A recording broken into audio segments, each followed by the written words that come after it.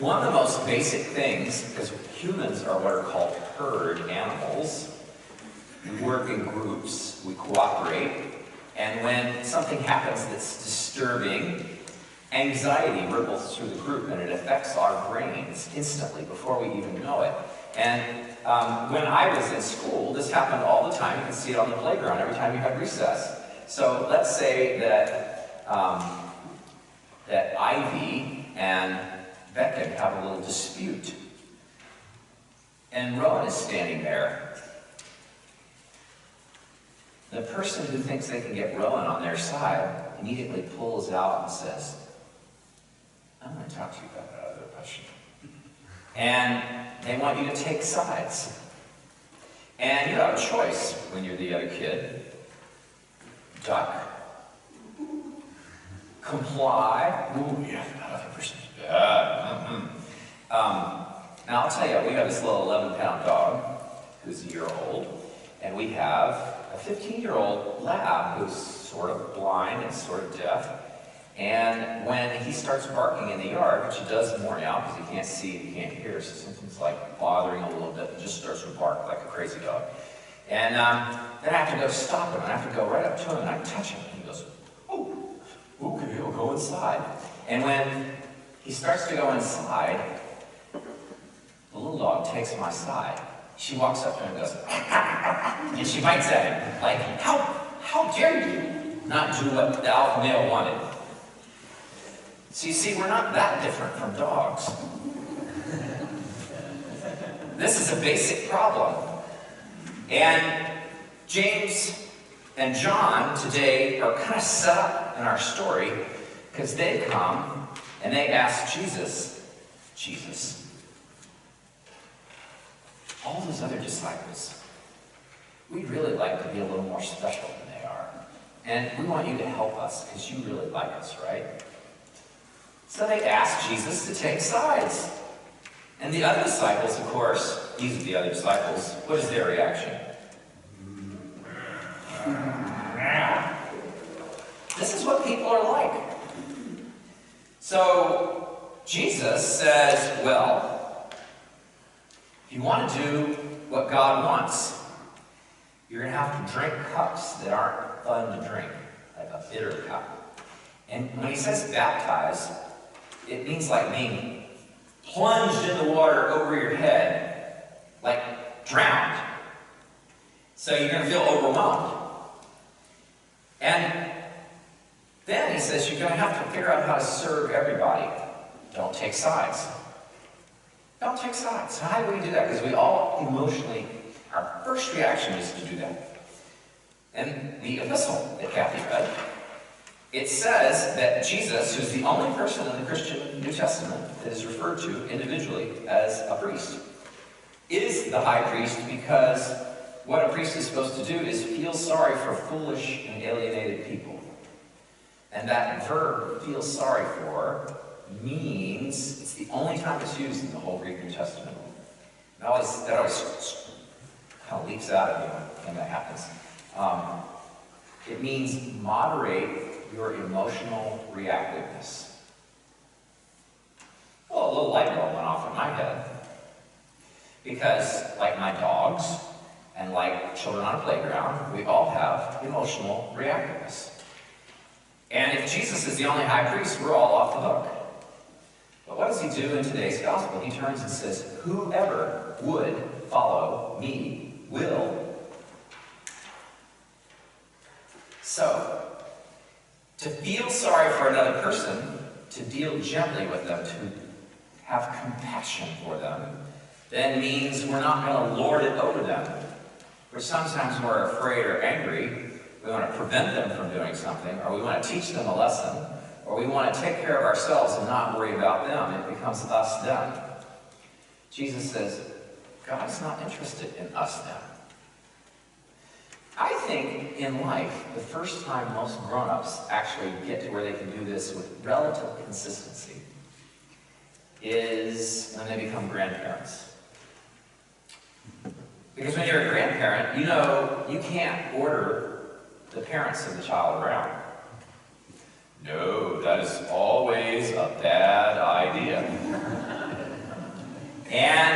if you try to order the grandchild around, the grandchild will not love you the way you want to be loved. You want this child to delight in you, and you want to delight in them. So you want it to work for everybody. And you don't want to take sides. And sometimes even when a family splits up and experiences a divorce, grandparents will labor to maintain a relationship with both parents, no matter who the child is, who was their child biologically. And so this experience is more like what Jesus is talking about when he says, you all be priestly. Look for how to treat the other person for what would be best for them.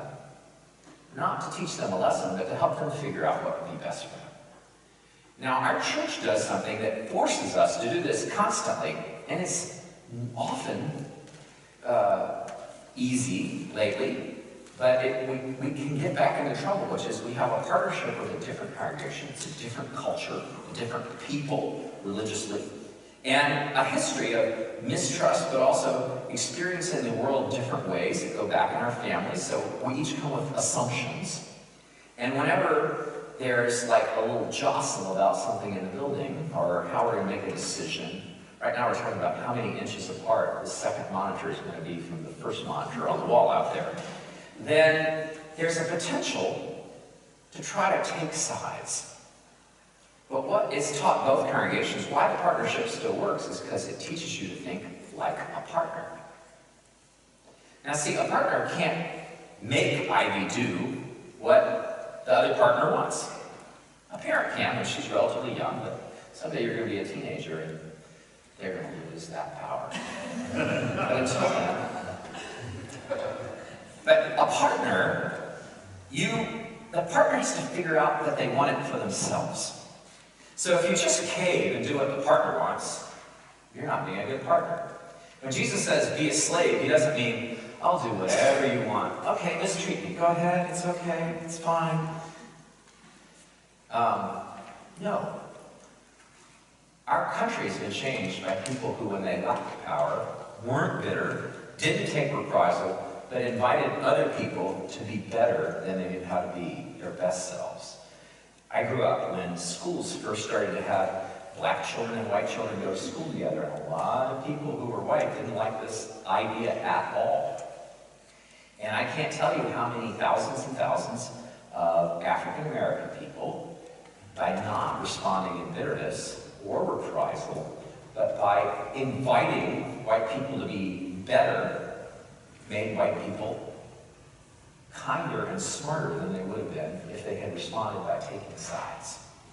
See, taking sides always makes us dumber. We don't see the other person the way God sees them. And when we try to look at the other person as a partner, and we know they are freed, we can't make them do anything. So if I could change a few things about the Episcopal Church, one thing I would do is I would make a law that we no longer call the pastor in charge of a congregation like this a rector. Because rector means one who rules. Now you can see the problems with this in the New Testament story today. Jesus says, you know, all the peoples of the people of earth, their rulers lorded over them like Donald Trump. And that's what a lot of people in the room heard when they heard that story. I know what your brains are thinking. And Episcopalians may be more like cats than dogs. And you can't make a cat do anything. And so calling the pastor, the rector, who can't make the cats do anything, is a recipe for misunderstanding, or us then, when it's supposed to be partners. Love. So when we get emotionally triggered, we have to ask God to help us. That's why the reading says, Jesus didn't wave his magic wand hand and make it all work. He cried out to God, he prayed, and he suffered. Because if we're going to get to be better cooperative partner animals instead of reactive herd animals, we are going to suffer in the growth process. If it's just a little anxiety that makes us discomfort, that's okay. But it's something we can be automatically governed by if we're not aware of it. So here's the last way I see this, is when we relate to people. We always have to make this decision every day. And when we decide how to invest our lives and our time, we have to decide this. Are we taking sides? Are we ducking? Are we complying? Or are we investing in what love wants? So we're beginning to think about how we're going to invest as a community for next year. And everybody here has money that God gave them. God's not going to make you do anything with it. And if you think out of fear or anger or taking sides or teaching a lesson or wanting to fix something, you're not going to be generous. But when you think like a grandparent, like a partner, like somebody who wants what is best for the other, but you really want them to figure it out, even if they have to make mistakes first, then you want help. You want healing. And you want to do as much as you can, because then we're all better off. And that's what it means to be a priestly people. Amen.